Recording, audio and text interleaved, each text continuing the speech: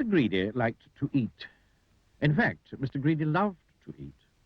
And the more he ate, the fatter he became. And the trouble was, the fatter he became, the more hungry he became. And the more hungry he became, the more he ate. And the more he ate, the fatter he became. And so it went on. One morning, Mr. Greedy awoke rather earlier than usual. As usual, he'd been dreaming about food. And that made him wake up feeling hungry.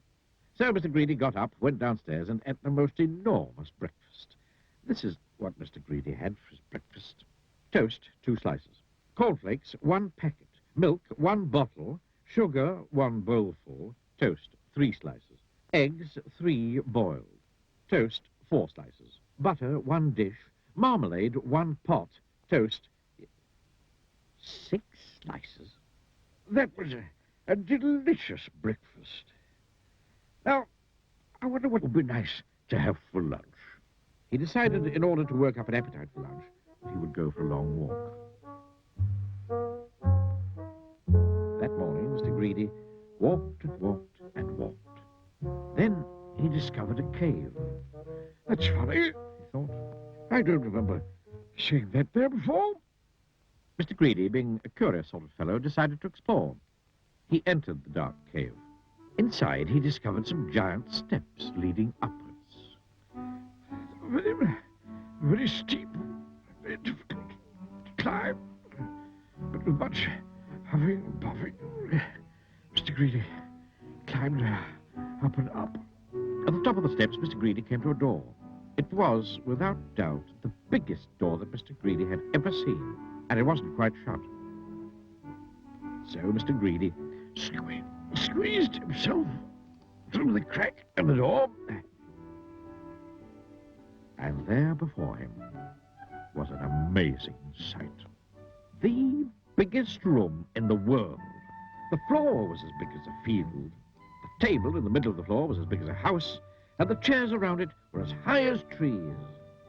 Mr. Greedy felt very small, and then he sniffed. Coming from somewhere up on top of the gigantic table was the most delicious foody smell that Mr. Greedy had ever smelled. Mr. Greedy sniffed again, and then decided that he must get up onto that table. So he began to climb up the leg of the enormous chair. It was very difficult, but eventually Mr. Greedy stood on the table. Everything was larger than life. The salt and pepper pots were both as big as pillar boxes.